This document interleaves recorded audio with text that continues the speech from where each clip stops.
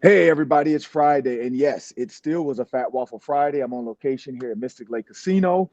And I'm excited about this weekend because when I was a Gopher, I remember my last time playing at the Metrodome, way, way, way long time ago. And so these players are going to have their last chance to play a Gopher football game in their uniforms. Excited about that. But the Minnesota Vikings are traveling. So much to talk about with sports. Is it time for the Timberwolves to start playing other players because they can't win? Is it time for certain coaches to make a decision and put players in the game? We will find all that out this weekend, but we will introduce the crew and talk about all these topics we got to get locked on coming up next. This is the Locked On Sports Minnesota Roundtable, your favorite podcast personalities along with KARE 11 sports reporters weighing in on the hottest topics. Part of the Locked On Podcast Network, your team every day. Well, people, welcome to Locked On Sports Minnesota. I'm your host, Ron Johnson, and this is the Friday Roundtable. We got Julia Daniels joining us from KARE 11. We got Reggie Wilson also joining us from KARE 11. And, of course, Sam Ekstrom, the producer that's on every single Locked On show, it feels like. And, again, I'm your host, Ron Johnson. I want everybody to know today's episode is brought to you by Game Time. Just download the Game Time app, create an account, use the code Locked On for $20 off your first purchase. Terms do apply. Just download the Game Time app today, because what time is it? Game time. Well, with no further ado, it's time to get locked in on these topics because there's so much we could talk about. I mean, Gophers basketball is about to get going soon, and we'll see what that looks like for this season. You got high school championships. Some kids' dreams are going to be made. Other kids are going to go home crying. And then you also have football. You got basketball. You got hockey. There's a lot we could talk about, but we got to get locked in on these topics. So, Julie, what you got for us? Of course, we're going to give you our FanDuel locks for the week, as we always do. I was so close last week, so hopefully this week, I hit the nail on the head. And the Gophers, Ron is going to tell us that they have a chance. But do they really? They're saying all the right things.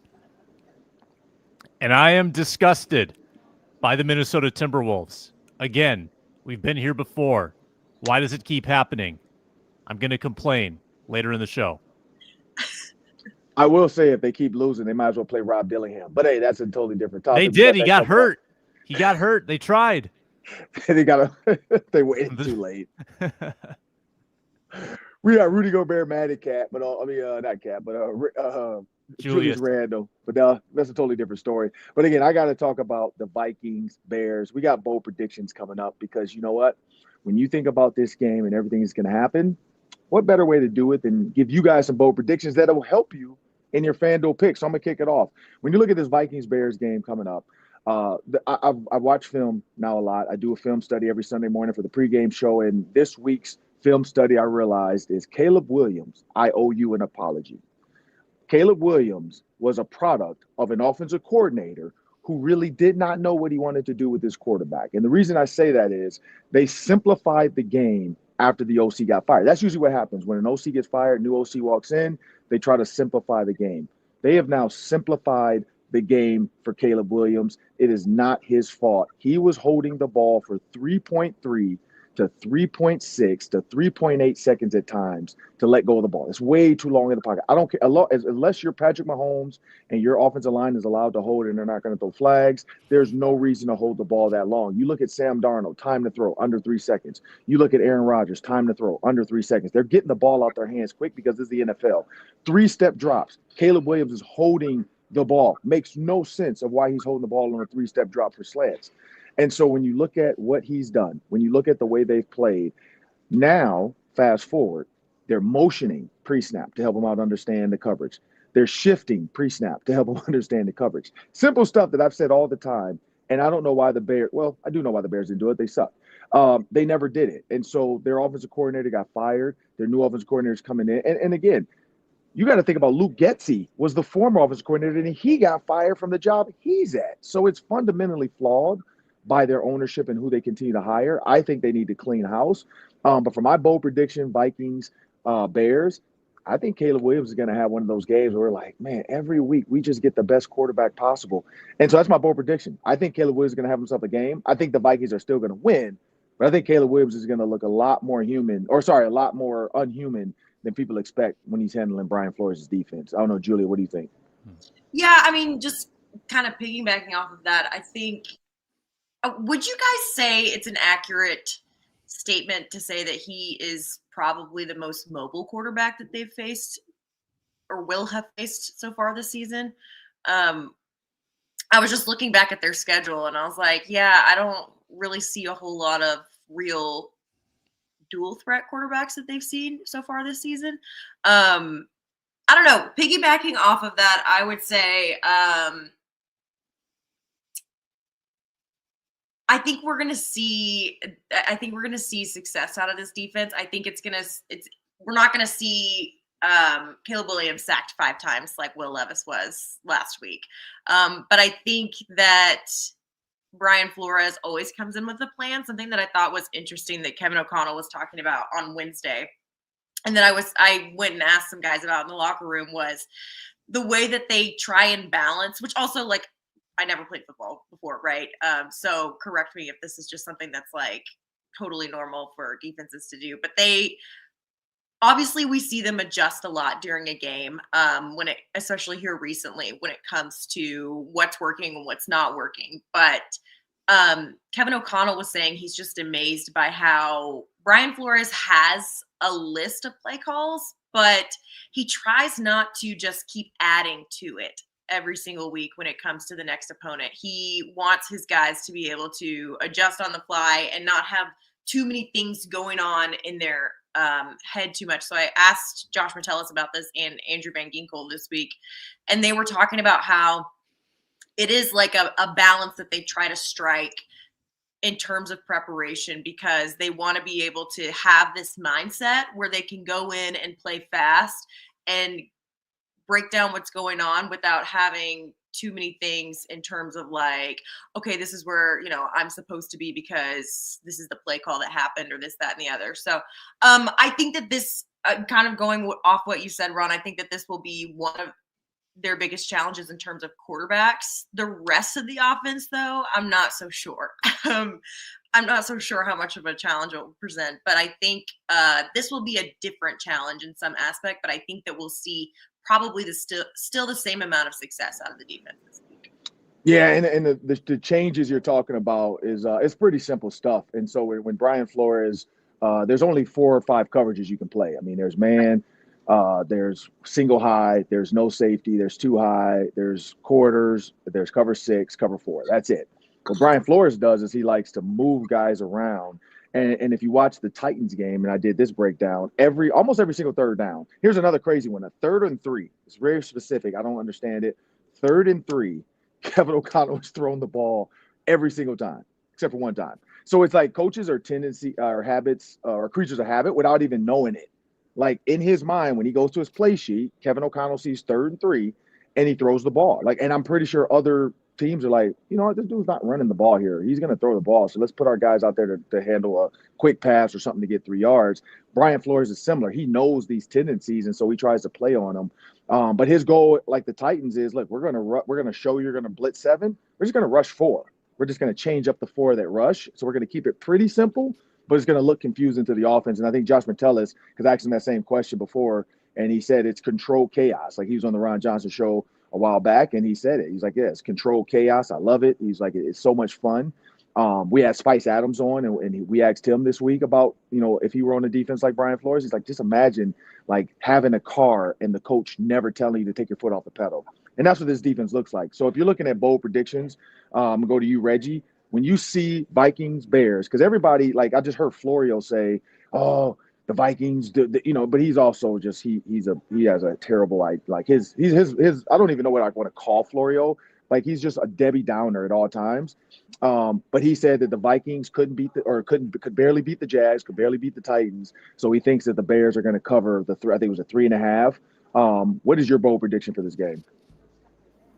All right, so we were talking to Sam Darnold, Aaron Jones, Andrew Van Ginkel. We talked to a few of these guys this week, and I specifically talked to Darnold and Jones. And it's interesting because Jones has had a really productive year this year, but he has not gotten in the end zone for a month. And so, and then he's coming off of one of his less than efficient games, 15 carries, 39 yards last week against Tennessee. And so I asked him, hey, you know, how eager are you to get back into the end zone? He has 2 rushing touchdowns this year, and he said, it's everything. Like I'm ready. I'm ready. So my bold prediction is Aaron Jones will get back into the end zone this week. And I have an addition to that bold prediction because Justin Jefferson has also not gotten into the end zone in a month. And so I'm going to say that both Aaron Jones and Justin Jefferson get into the end zone on Sunday against the Bears. That's what I got.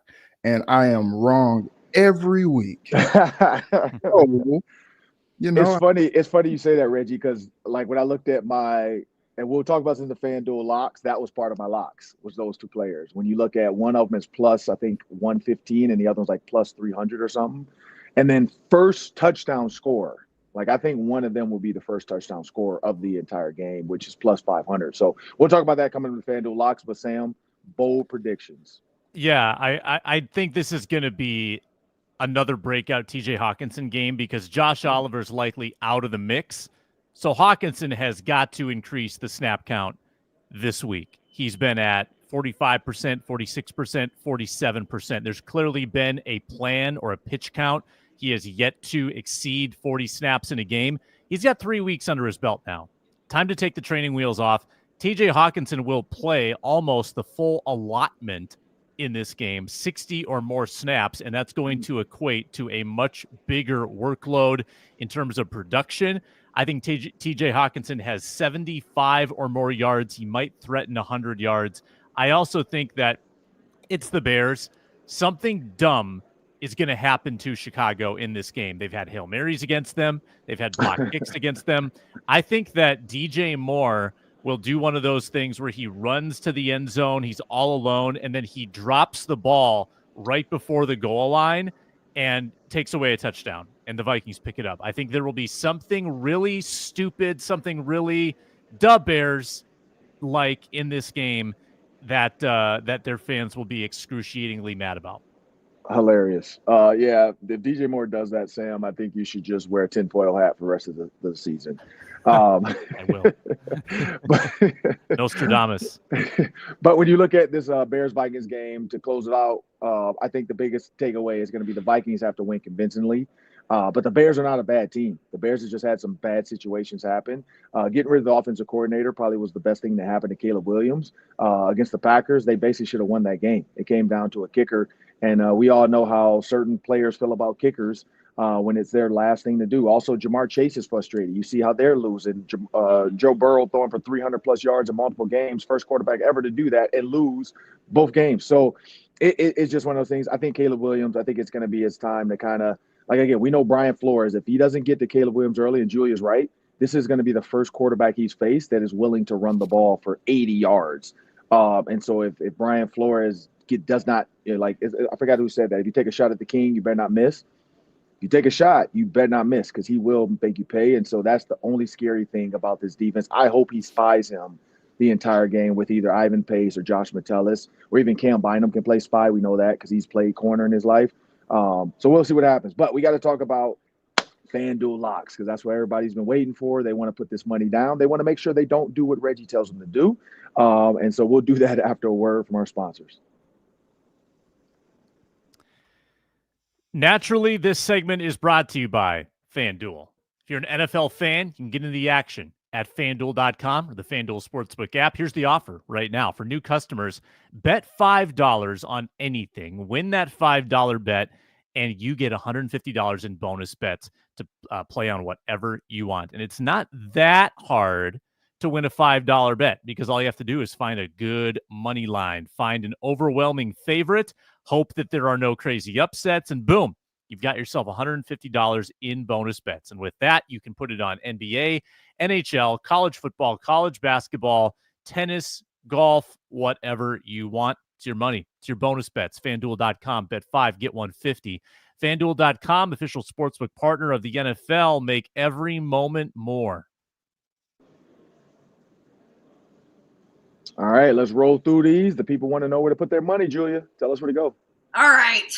I'm hoping that this one hits this week. I'm not going super crazy because I feel like I've been going super crazy. And can we remind the folks what you did last week and how close you were? I said the Vikings would have 6 sacks, and they had 5. And it was so expected that they would have 5 sacks that it was not even a plus anything. But 6 sacks was plus like 350 or something like that. So close. So close. This week, though, I'm going to go with just a fairly simple Vikings first drive result. Bet on any of these. The only thing that I guess, all right, whatever. I'm going to go with the result either being anything but a punt. So I feel like if you put something down on anything but a punt, it's plus 320 for a touchdown, field goal attempt plus 350. Anything other than one of those is plus 500. So I feel like those are pretty safe, right? I think that the Vikings could easily score on their first drive, or they could have a field goal. Anything other is a little iffy, obviously, because that would require probably the Bears defense to do something. And I wouldn't necessarily put money on that, but I would say field goal or touchdown for the Vikings first drive. That's plus 300 something on each one. Reggie. All right. Yeah, so this is the part where people just don't pay attention. They pay attention. They just make a note, like, don't do this. Do the opposite. I am so bad at this. I think that, Minnesota not allowing gambling is probably because of me. It's probably because people like me would make terrible bets and my wife would put me in the guest room.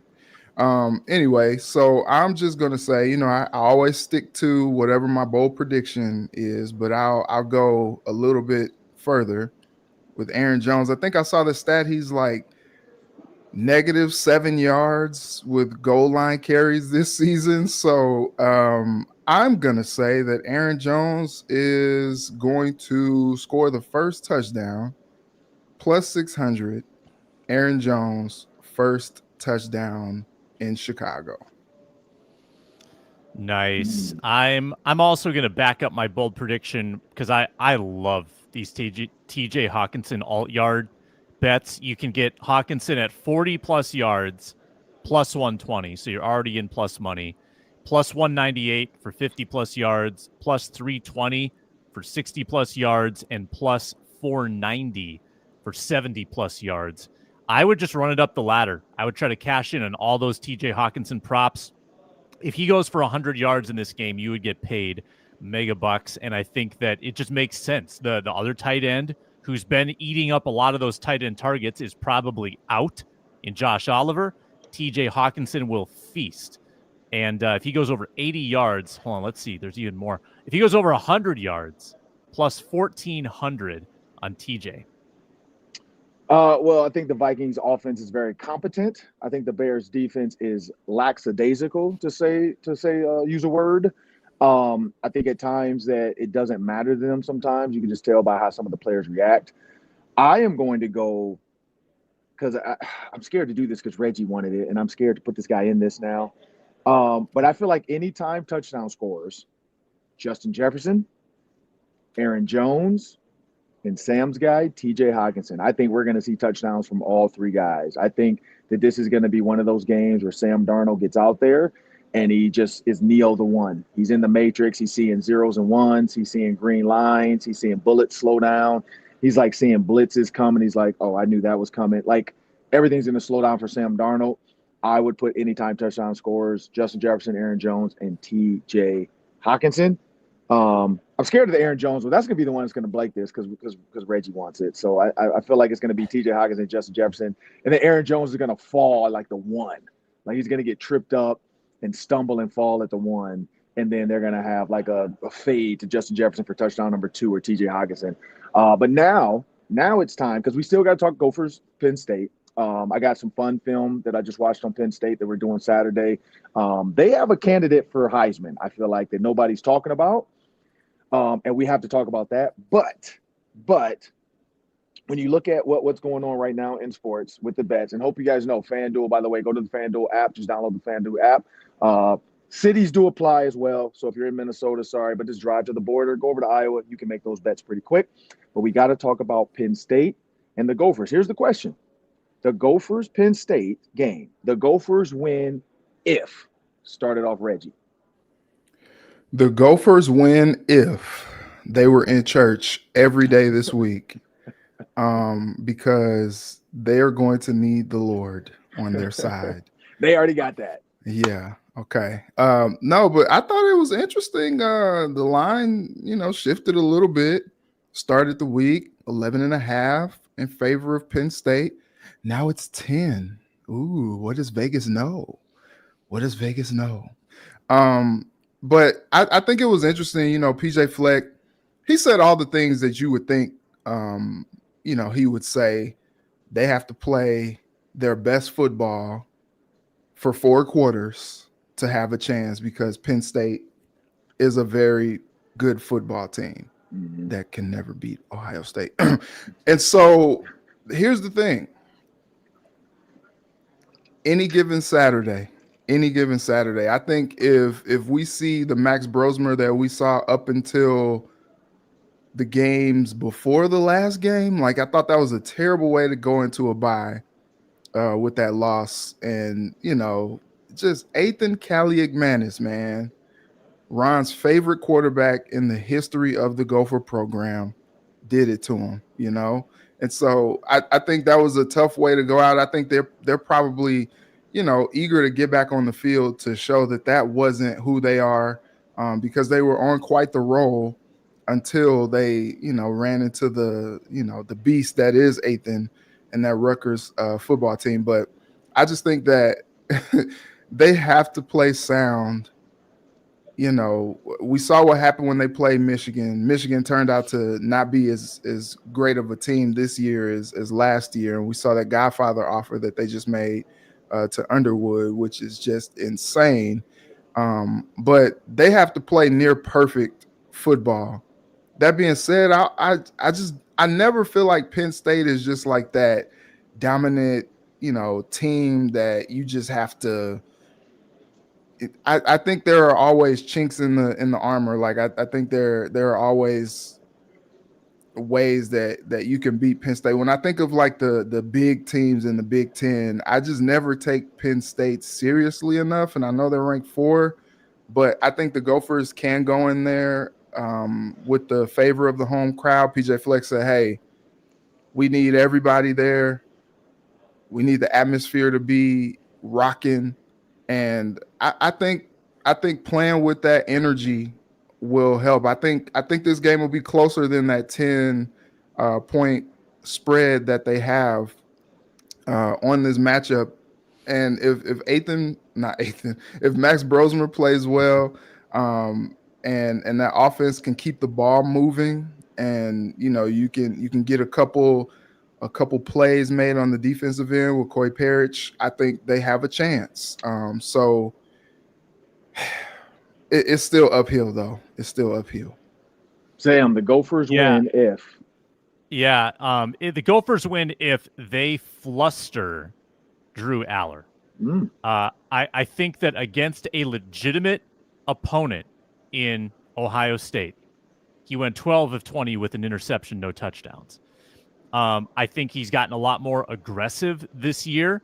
I think he's also been a little bit more mistake prone. Interception rate's gone up. And I don't love Penn State's strength of schedule either. I mean, I look at the results and yeah, they took care of Purdue. Washington's bad this year. They took care of Washington. If you look at the teams that the common opponents, like with the Gophers, both teams are 3-0. They've beaten all the same teams each time by similar margins. Honestly, I think that they're probably a little more even. And if the Gophers have beaten Rutgers, think of how much hype there'd be for this game. There'd be so much hype. Gophers on a 5-game winning streak, taking on a top 5 team. But you got to get after the quarterback. You got to fluster Drew Aller, make him make mistakes. Ja Joyner, get after it. Let's get Baranowski in the blitz. Let's get the linebackers blitzing. Let's make him uncomfortable. Make him throw up the football. Julia, the Gophers win if. The Gophers win if. I think going back to what Reggie said, obviously this defense has to step up. But for Max Brosmer, this is like a showcase game for him. A win this week could improve his draft stock so much. This is like one of the last times he gets to prove himself in terms of trying to start a career as a professional quarterback.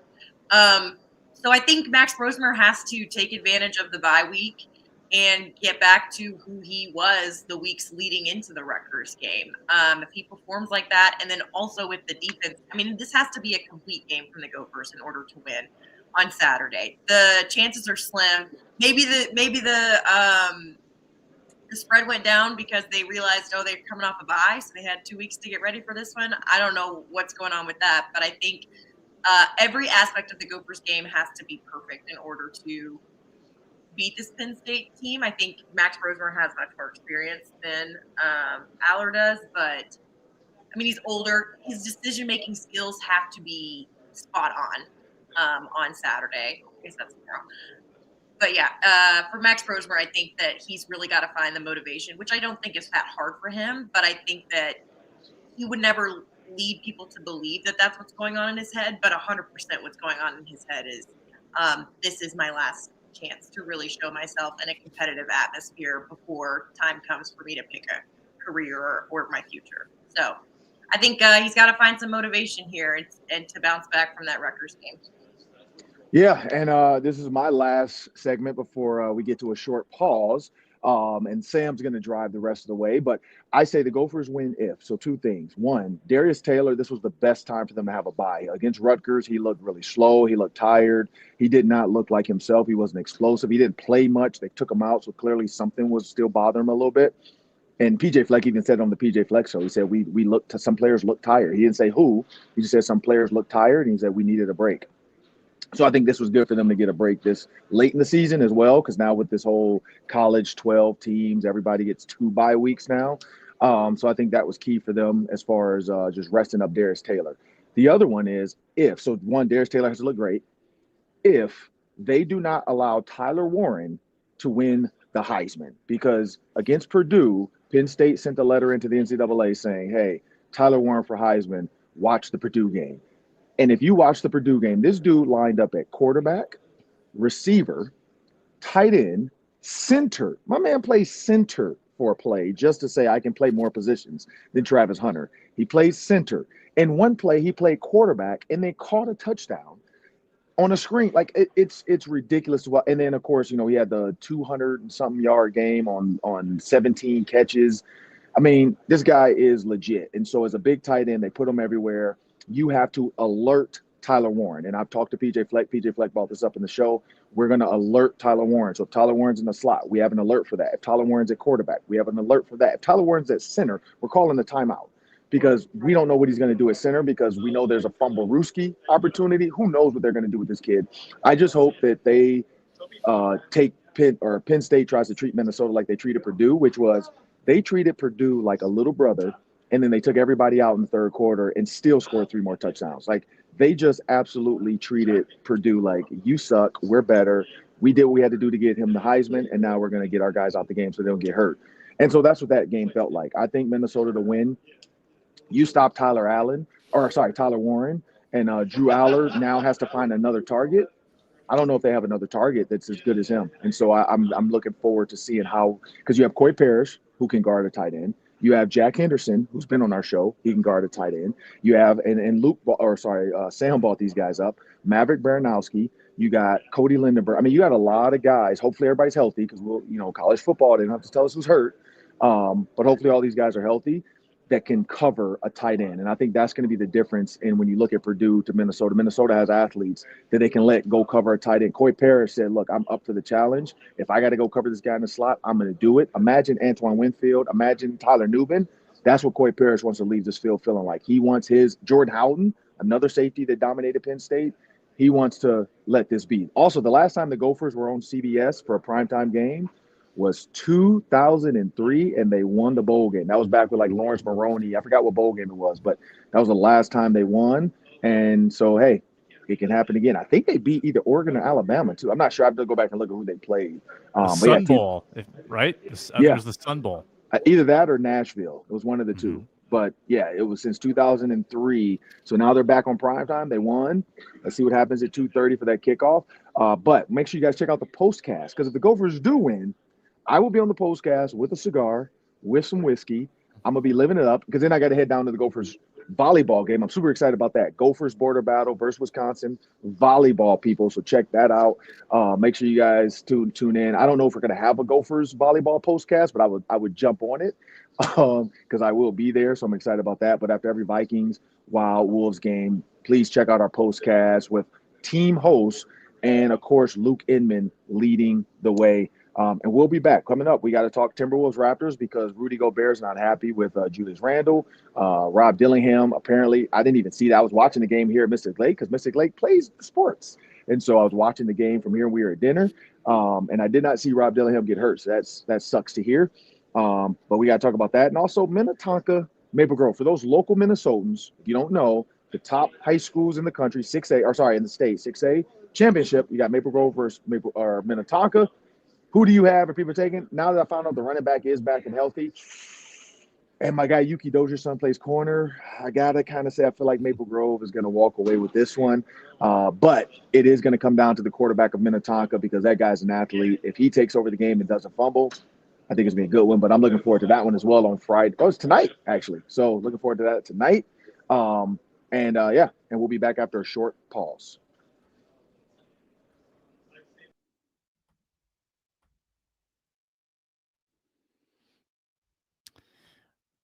All right, there's a magic trick, and we're back. Sam Ekstrom driving the show. What's up? And I'm going to tell you why I'm so frustrated about the Minnesota Timberwolves.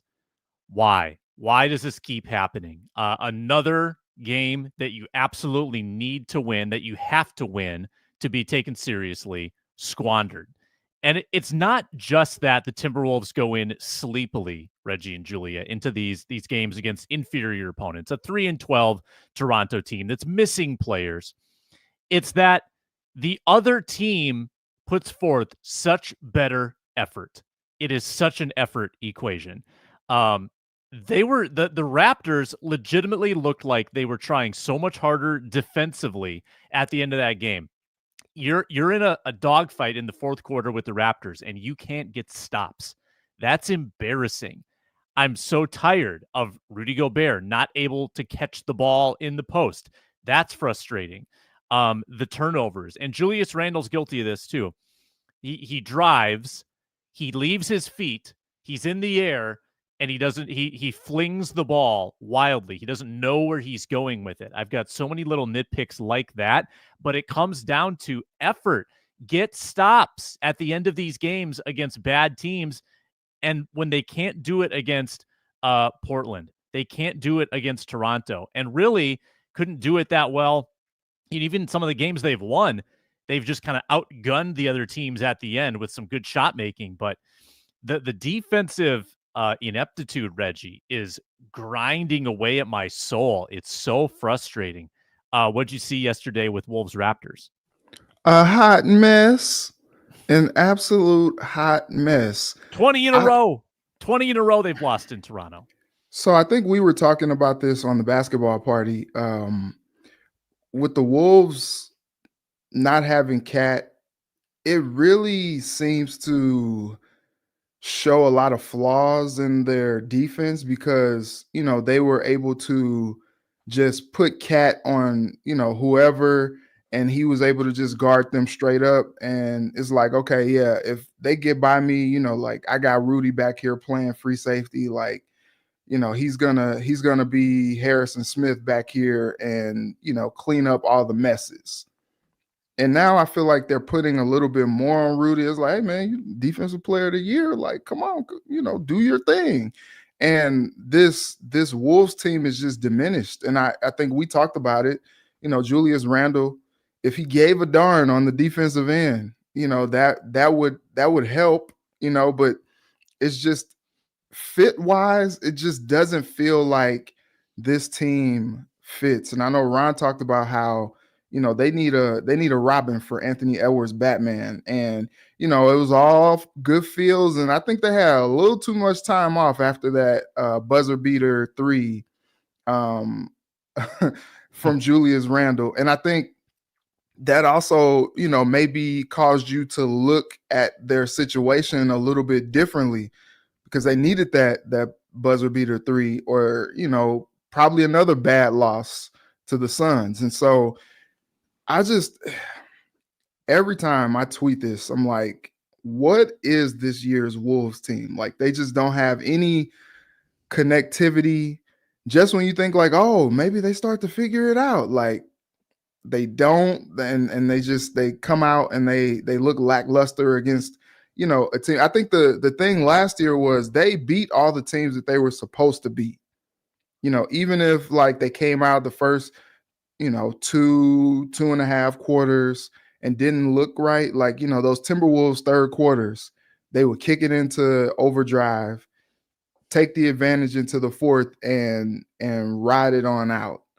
We're not seeing that this year. And, you can blame it on chemistry because, Julius Randle, Dante DiVincenzo, they come in, a little late to the party, and Finch is just trying to, figure things out with the new guys. But, like, they just aren't delivering. I mean, DiVincenzo, he played 30 minutes last night, and he's 4 of 12 from the field, 3 of 9 from 3, 11 points. And you bring a guy like that in to be a little bit more consistent than that. They spoil a pretty good Jaden McDaniels game, 42 minutes last night. He scored 22 points, 4 of 4 from the free throw line, 7 boards, 3 assists, 2 steals, like only 1 turnover. Like, that's a pretty good game from Jaden McDaniels, and you spoil that. You don't get much production from Naz Reid, 1 from 8 from the field, 2 points, 4 boards. And you even, you play Dilly for 10 minutes. He gets hurt, minus 14 when he's on the court. These things are just, it feels like Finchie is just trying to figure it out on the fly.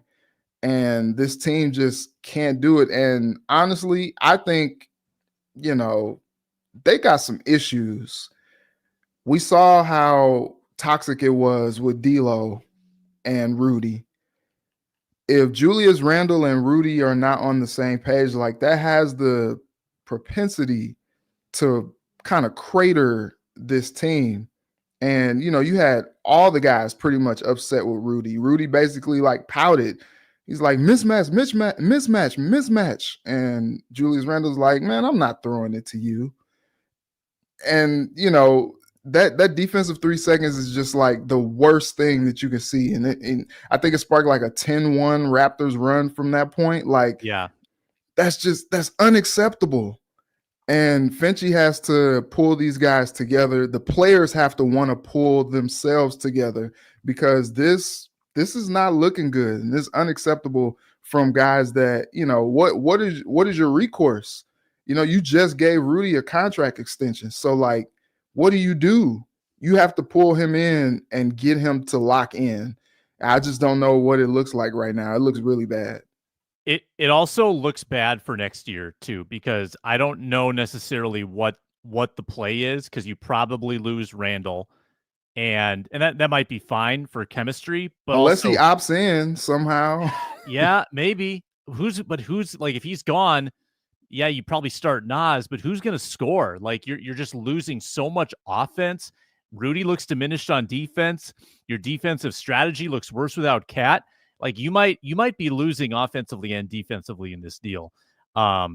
Julia, what do you got on the Wolves? I mean, what else is there to say? I feel like that one play that you guys were talking about, where it's Julius Randle and he's like, and then Rudy's like, just like a microcosm for this team and the personality that it's portrayed so far this season. I think another thing that's really lacking here is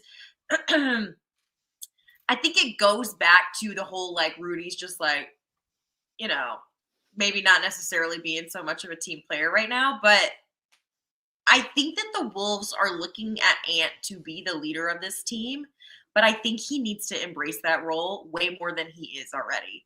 I think that he's also really young. He's still like, what, 22 or 23? And compared to a lot of guys on the team, he's like 10 years younger than them or something like that. I think it's just like a weird spot that they're in. I think it's going to come down to Chris Finch just being himself. I think last year we heard a lot of like the reason that this team works so well is because Chris Finch doesn't sugarcoat anything, no matter how big of a star you are in this league, and it's gonna unfortunately be his responsibility. I think Cat obviously was a leader on this team, and you don't have that voice anymore, no matter how annoying some people think his voice is. You just don't have that person that they're. I mean, everyone wants it to be Ant, but I'm just not sure he is embracing that role as much as he possibly could be at this point, or what the Wolves are expecting of him. And it all like kind of it's a trickle down effect to like the communication's not good. Everyone's frustrated. You're frustrated afterwards. It's time to get frustrated beforehand so that you guys can figure these things out. I think the question posed is, can they beat the Celtics on Sunday? Probably not. I don't see that happening. But I think right now it's just like it looks like a lot of chemistry is off, and it really looks like Rudy's not being so much of a team player, and it seems like there's not a lot of chemistry on or off the court. So who knows? Maybe this little tiny break they have in here is some time to spend together to figure out what's going on. But that didn't really work earlier this week, so I don't really know what they do to fix this. But something's got to give, or we're just going to watch this for the rest of the season.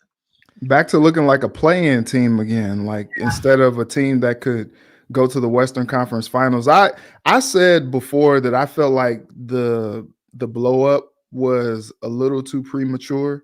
You know, maybe you make this trade at the midway point if the team is kind of flailing a little bit, or maybe you just wait until the offseason. I know that doesn't make Randall available, but I was always just kind of leery of the Randall fit, especially alongside Rudy. I just don't know. I have to be proven that this works, and right now it just doesn't look like it does. Well, and DiVincenzo is supposed to be the big prize for 3 years in this trade. You get him for 3 years, Randall for 1. And DiVincenzo doesn't look like necessarily a big prize either. So, and Dillingham got the ankle injury last night. He was rough in his stints. Mike Conley was out with an injury. It's all negative right now. It's all Randall's negative. Bleeding everywhere. He's bleeding everywhere. Pets' heads are falling off. At least we got 3 full days to bask in the Randall buzzer beater before we got deflated again. Boston on Sunday. That should go well. Julia, you are, and Reggie, I don't want to downplay your high school football knowledge, but Julia, you're super plugged in with this this high school football championship prep ball. Minnetonka Maple Grove. We'll start with you. Who you got in the big one for all the Tostitos? Oh, I got the Crimson all the way. Ron tried to argue with me about this before we started our show the other week. It got heated. I said, Ron, I'm the one that does the coverage of all the high school football. Like, you don't know what, because he was like, talk as much better. And I was like, no, that's actually incorrect. Chuck Langama is not even in the running for Mr. Football this year. And that just kind of throws the entire integrity of Mr. Football out the window, I think. Chuck Langama has been one of the best high school football players in the state of Minnesota this year, 100,000%. The Crimson have like 7 kids going D1. I mean, they're a powerhouse right now. Caleb Francois is a great athlete. You're right. But you know what? For most of the season, every third set of downs that they would play, they would take Caleb Francois out and put their sophomore quarterback in because they're trying to prime him for the next year. I think that he's not been given the proper confidence from his coaching staff. And I also think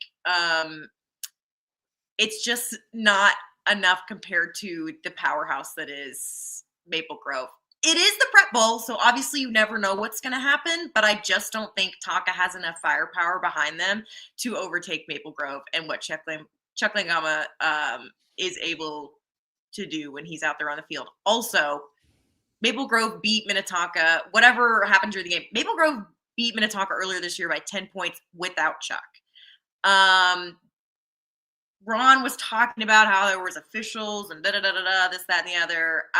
I'm going to be honest, we covered that game. I didn't think there was anything particularly fishy about how things went down. I think Maple Grove pretty much has this one in the bag. And also there's obviously like the coaching drama that goes behind it because Lombo is now with Tonka as the defensive coordinator. But those Crimson football players love Adam Spurl, who's the new head coach. He's been with them for years, and he has done a really great job taking over the program this season. And I think that, yeah, the Crimson got this in the bag. All right. Reggie, do you concur? I concur. You know, I haven't been as in tune to the high school football beat, but you know, I watch my team every Friday night on the Care 11 Prep Sports Extra. Shameless plug there.